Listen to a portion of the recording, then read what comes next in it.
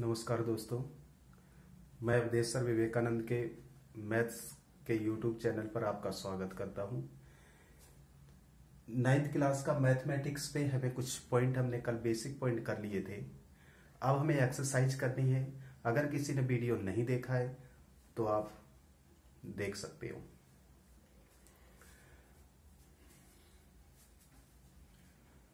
Second chapter polynomial, exercise 1.2। First question, which of the following expression are polynomial in one variable and which are not? State reason for your answer.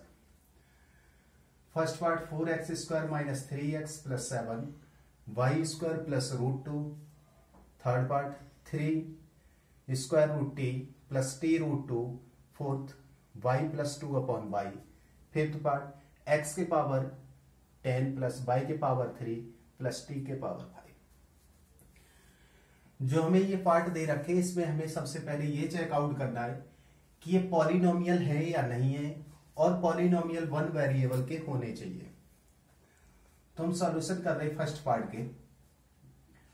4x square minus 3x plus 7।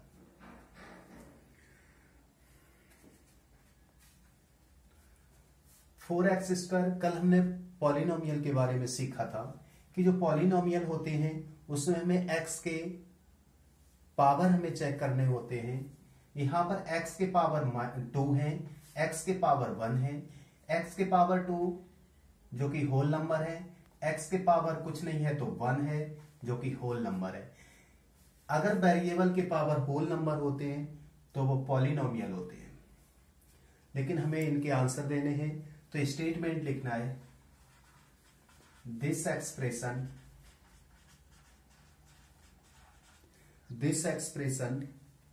Have x as the only one variables, x only one variables and the power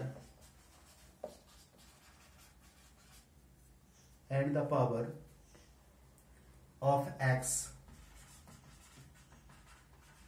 in each terms are whole number,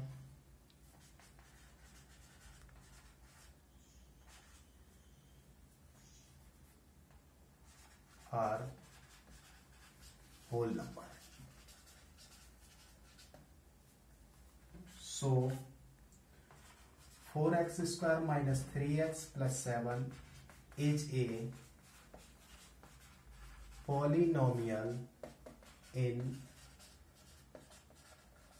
one variable। Student, यहां पे हमें statement भी लिखना जरूरी है, क्योंकि जो expression हमें दे रखा है ये पूरा का पूरा एक्सप्रेशन x के वेरिएबल में है। यहां पर पूरा एक्सप्रेशन है x वेरिएबल है, इसके साथ y t कुछ नहीं आ रहा है।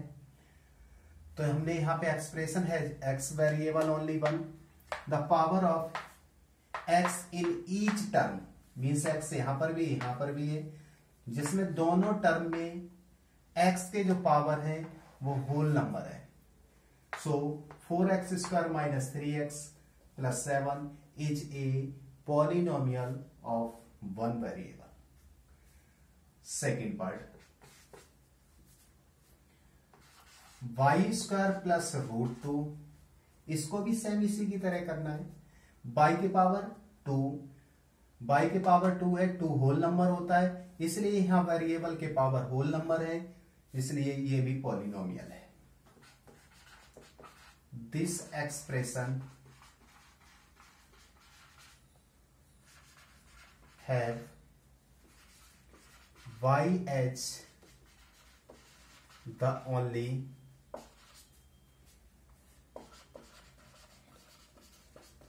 variable, the power of y in each term are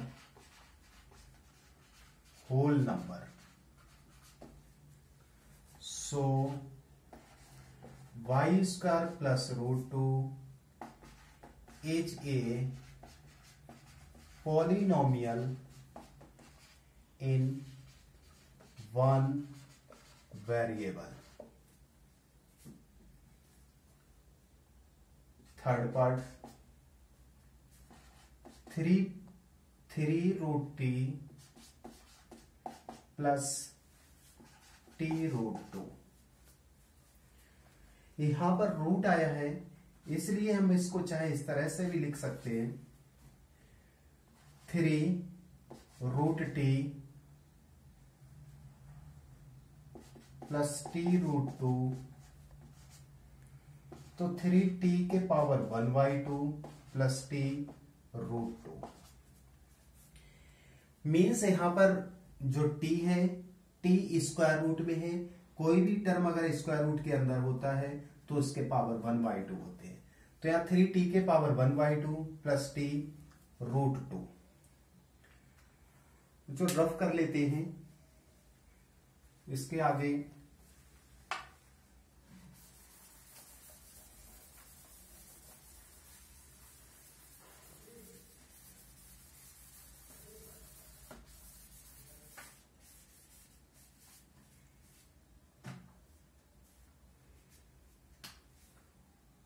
तो यहां पर t के पावर 1/2 आ रहा है, जो कि 1/2 होल नंबर के अंदर नहीं होता है, इसलिए यहां ये पॉलिनोमियल नहीं है।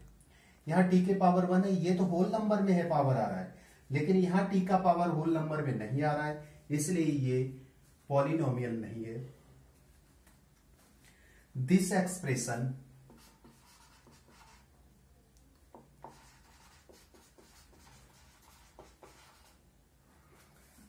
expression have t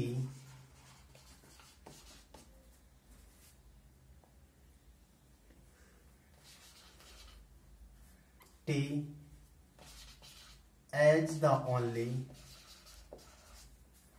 one variable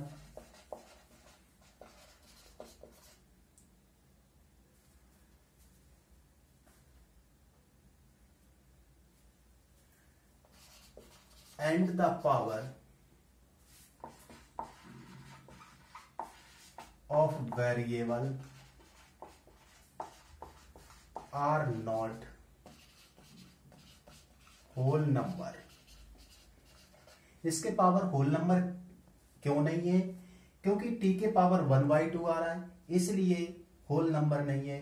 क्योंकि होल नंबर 0 से स्टार्ट होता है, फ्रैक्शन में होल नंबर नहीं होते हैं। So 3 root t plus 2 root t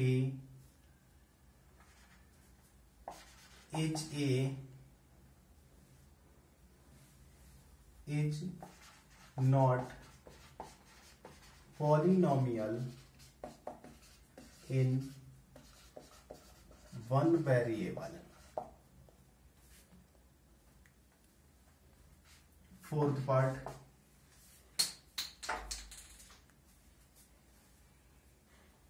fourth part,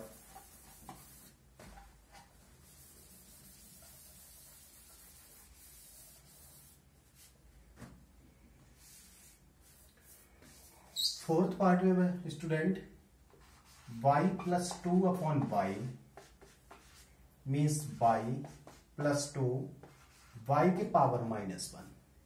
यहां y है, y के पावर 1 है, लेकिन जब इसको ऊपर ले जाएंगे तो इसके पावर नेगेटिव हो जाएंगे। This expression have in y as the only one variable and the power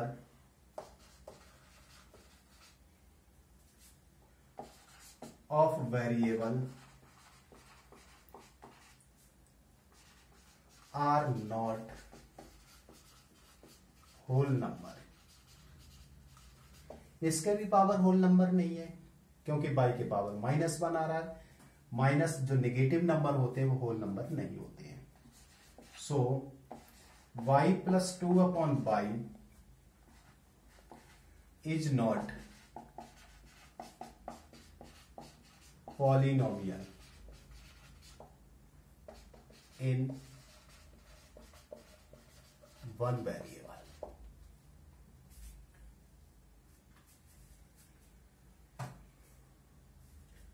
जो फिफ्थ पार्ट भी करता हूं, फिफ्थ पार्ट और बचा हुआ है इसका, फिर ये क्वेश्चन कंप्लीट हो जाएगा।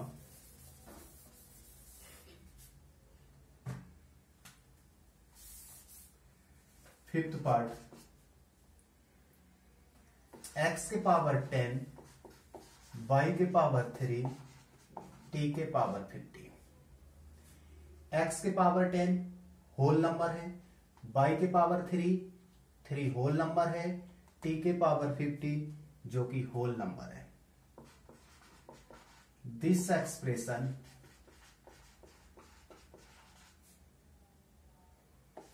Have in x, y and t 3 variables and the power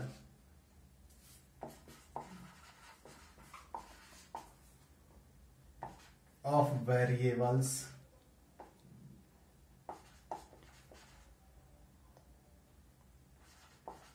are whole number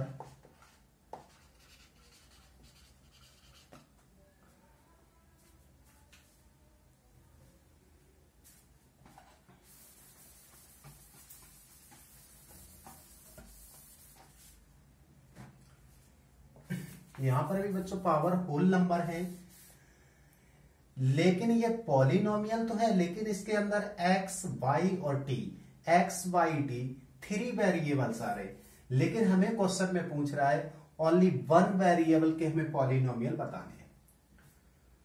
so x power 10, y power 3, t power 50 are not polynomial in 1 variables, 1 variable, hence it is a polynomial in 3 variables। Student, ये polynomial तो है, लेकिन ये 3 variable का है, 1 variable का polynomial नहीं है। स्टूडेंट, सेकेंड क्वेश्चन है, right the coefficient of x square in each of the following.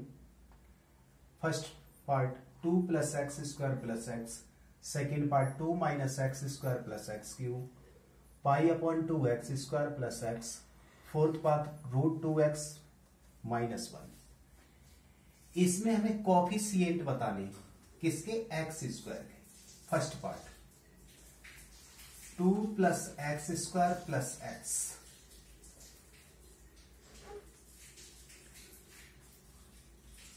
Answer the coefficient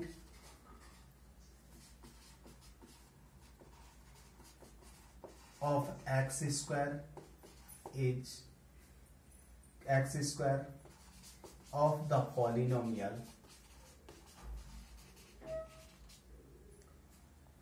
is 1। Means हमें x² का कोएफिशिएंट चाहिए, तो x² के साथ कोई यहां पर डिजिट नहीं है जो कि 1 है। x² के साथ जो भी यहां पर नंबर आता है वो कोएफिशिएंट होता है, इसलिए यहां पर +1 है, इसलिए the coefficient of x² of the polynomial is 1। Second part 2 - x² + x³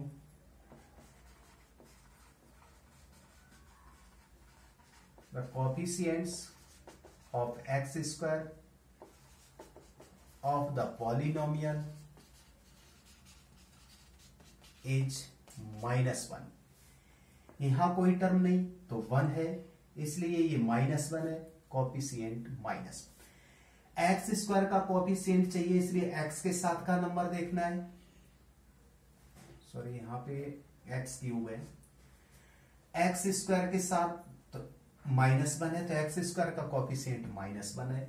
अगर हमें एक्स क्यूब का कोएफिशिएंट चाहिए था तो यहां पर 1 होता, और जहां पर एक्स नहीं होता वो कांस्टेंट टर्म का कोएफिशिएंट होता है।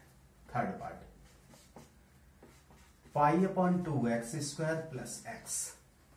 यहां एक्स स्क्वायर के साथ क्या है, π/2, तो the coefficient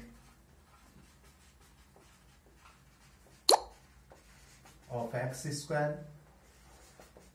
of the polynomial is π/2।